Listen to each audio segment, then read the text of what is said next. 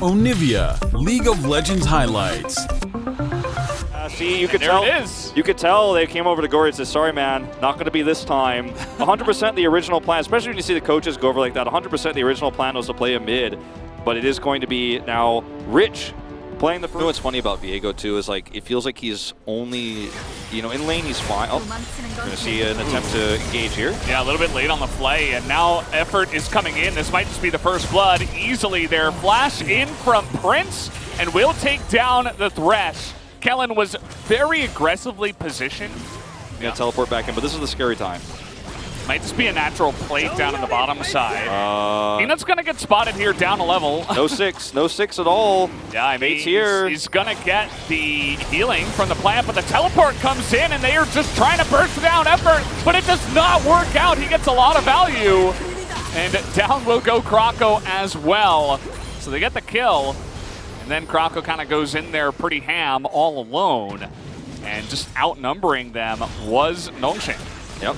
Rich teleports down, does end up stealing away the first body of the Viego for summer. It's going to be a new deer. Gory in a very rough spot here. We'll hit the sleep.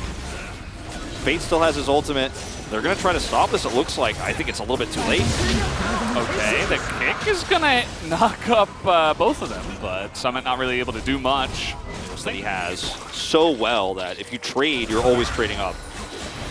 Oh, man. Scary times.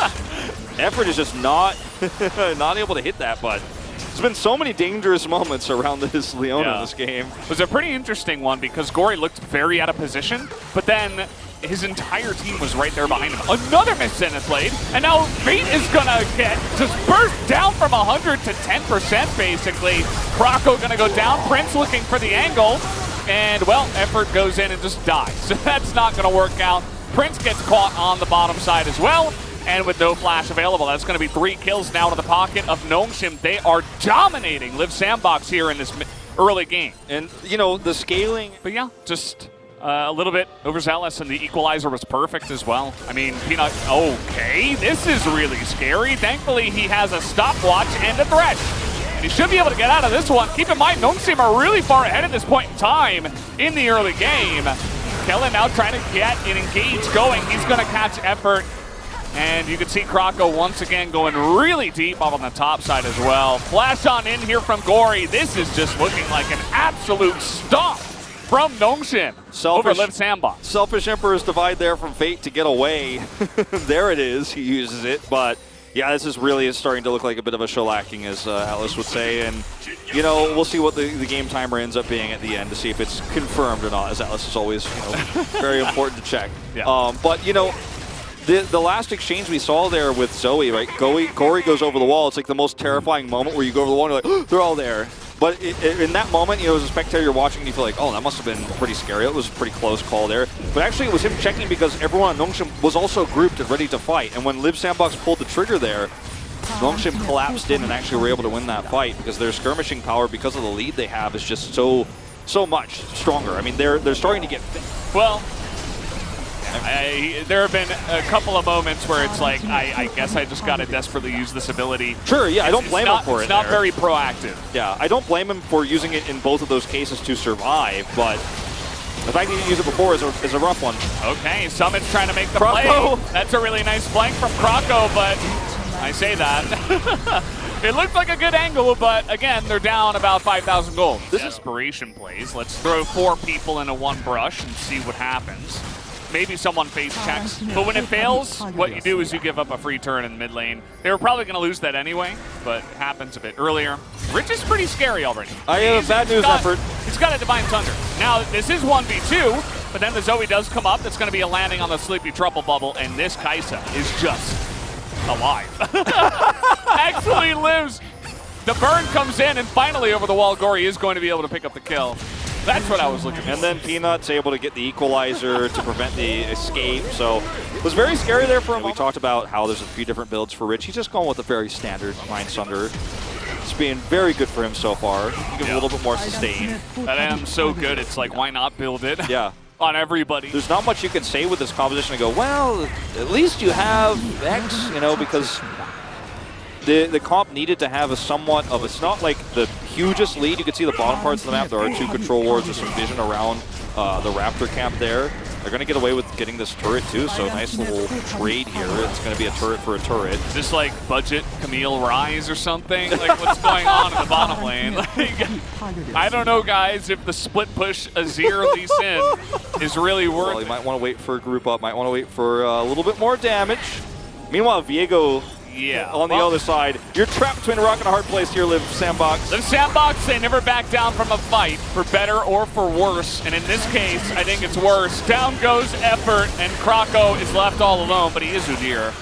That's not even a chem tank Udyr. That's actually the Frozen Gauntlet. So he's going to get away alive, but, you know, they're not going to get away alive from this game, you would imagine. As Ritz is going hunting, really nice hook on the summit. And that is going to be 7-0 now for Peanut. 7-0, 2-0-5 for Rich, 3-0. Peanut positioning very aggressively here. They're so deep in the enemy jungle, and there's a Mountain Drake that's a spawn, so they could basically do whatever they want. If they want to be safe, go for that, they could. As, okay, nice positioning for Krako, looking for the angle, will force the flash onto Peanut, but at the end of the day, Nongshim wanted to fight you anyway, as Peanut goes legendary in this game, picks up his 8th kill, 8-0 in a row here, and it is just utter domination once again. Really nice kick from Summit. He's trying desperately to get anything done, but now the Jinx is 2-fed. Everybody on the side of Nongshim is way far ahead. There's nothing that Liiv SANDBOX can do. There's nothing they can do. Another Udyr steal. Krako's about to take his headset off, unfortunately. Felt like there for just a moment. You could feel the frustration of Liiv SANDBOX as another game slips through their fingers, right? The first series they played against Predator Breon, I don't think they expected Predator Breon to come out that hard, right? They ended up getting crushed 2-0. This series, they had 2 fantastic starts, right? But in this third game, there wasn't even a single moment outside, fortunately. Yeah, and here comes the push.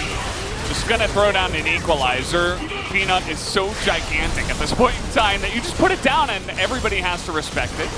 This could be an opportunity for Liiv SANDBOX to go for something with the ultimate down, but maybe at this point in time you're just at the point in the game where you want to wait for the Nexus turrets. But you're gonna throw out the Solar Flare, will be flash, and Nongshim get the inhibitor, or actually not yet. So they're gonna have to stick around for this one.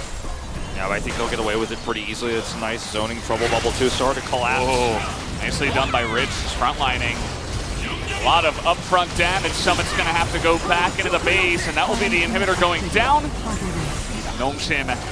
Look at the teleport play here. They're gonna try to catch somebody. Summit's going long range though with this one. I don't think he's gonna catch up with anybody. He's hoping, they're praying. Yeah, well, Liiv SANDBOX fans, put your hands together. This is a long con play.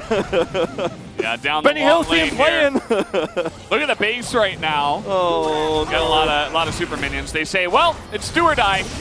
We get the win here, or we go down fighting. As they get to that back line, Prince trying to get damage done, but you're not doing anything. Not against Sonya's up 8-0 Rumble.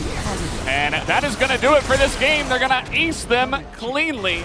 Nobody on the side of Nongshim will go down. It takes 28 minutes, but they will get the job done in 3. Not a technical shellacking by any means, but definitely felt like there was, like I said, not one moment of the game outside of that bottom kill for Prince where Liiv SANDBOX were in control. Nongshim execute the draft better. This was not a game that was about the Viego. I feel like a lot of it was actually about really nice peeling away from the engaged tools that Liiv SANDBOX had, handling the Azir early. And this is the kind of Nongshim game you're hoping for if you really do think they've leveled up between spring and summer. They come back with a vengeance. The game 2, I feel, was the most impressive of the 3, right? You're able to take a very big deficit,